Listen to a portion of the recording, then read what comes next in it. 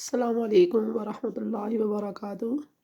معزز طالبات، امید ہے آپ خیریت سے ہوں گے اور الحمدللہ میں بھی بالکل ٹھیک ٹھاک ہوں۔ تو آج ہم نے شروع کرنا تھا سورۃ الانشقاق کو، اور یہ آیت نمبر ہماری چل رہی تھی 7۔ تو آئیے سبق کو شروع کرتے ہیں۔ بسم اللہ الرحمن الرحیم۔ فَأَمَّا پس بہرحال، من وہ شخص، اوتیا جس کو دیا گیا، فی الماضی مجہول کا صیغہ ہے، جس کو دیا گیا، کتابہ اس کا اعمال نامہ، بیمینہ اس کے دائیں ہاتھ میں۔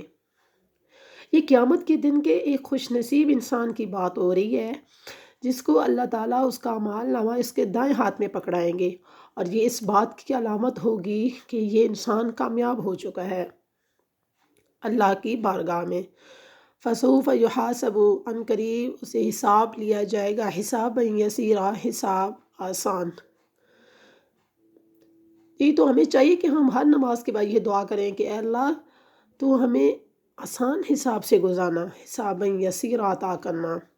تو حساب یسیرا کا کیا مطلب؟ مفسرین لکھتے ہیں، وہ فرماتے ہیں کہ حساب یسیرا یہ ہے کہ اللہ تعالیٰ زیادہ پوچھ گچھ نہیں کریں گے اس انسان سے، اپنے فضل سے انسان کو بخش دیں گے، تو وہ انسان ہوگا آخرت کا کامیاب ترین انسان۔ وَيَنْقَلِبُ اس حساب آسان حساب کی بدولت وہ کیا کرے گا؟ وَيَنْقَلِبُ اور وہ لوٹے گا، فی المضارع کا صیغہ ہے واحد مذکر غائب سے، اور وہ لوٹے گا الی اہلہ اپنے گھر والوں کی طرف، مسرورا خوش ہو کر۔ جی اس کی خوشی کی کوئی انتہا نہیں ہوگی۔ جس طرح ایک انسان دنیا کے امتحان میں کامیاب ہوتا ہے تو وہ اپنے گھر والوں کو جا کر بتاتا ہے کہ میں امتحان میں کامیاب ہو گیا، خوشی خوشی بتاتا ہے، تو اسی طرح قیامت کے دن بھی ایک کامیاب انسان جو ہوگا نا، وہ اپنے رشتہ داروں کو اور گھر والوں کو جا کر بتائے گا کہ مجھے میرا اعمال نامہ دائیں ہاتھ میں ملا ہے اور اللہ نے مجھ سے کوئی حساب نہیں لیا۔ اس کی خوشی کی کوئی انتہا نہیں ہوگی۔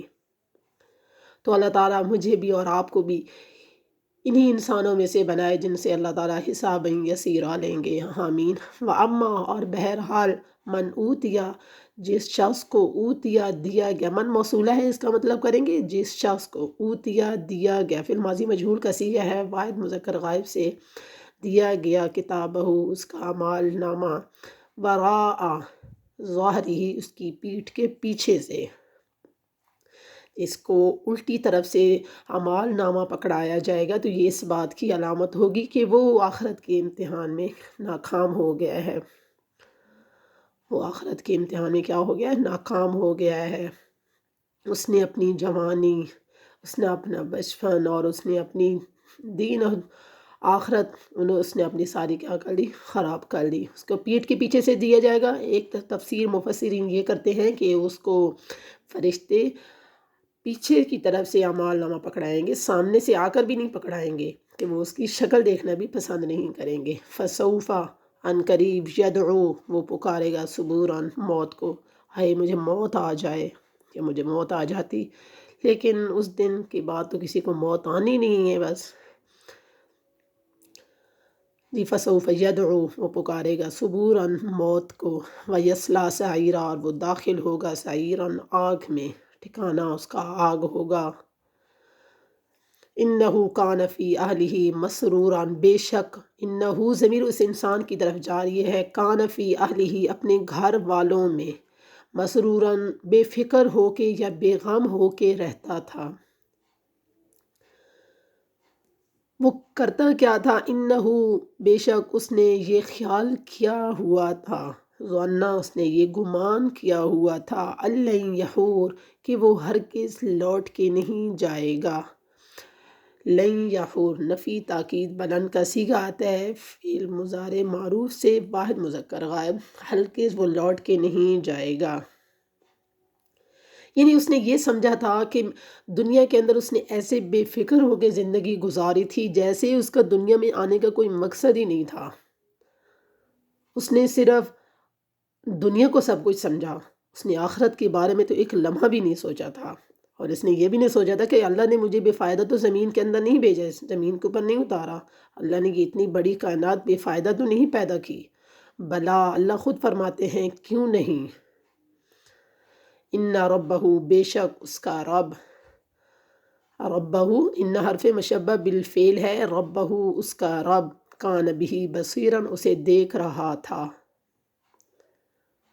جس اللہ نے اتنی بڑی دنیا پیدا کی ہو، کیا وہ اسے بیکار چھوڑ دے گا اللہ؟ اور وہ یہ خیال کیوں نہیں کرتا تھا کہ میرے پیدا کرنے والے نے بیکار پیدا نہیں کیا؟ 1,24,000 انبیاء ایسے نہیں بھیجے، وہ ظاہر ہے وہ کسی کام کے لیے بھیجے گئے تھے، کسی مقصد کے لیے بھیجے گئے تھے، وہ انسانیت کی ہدایت کے لیے بھیجے گئے تھے۔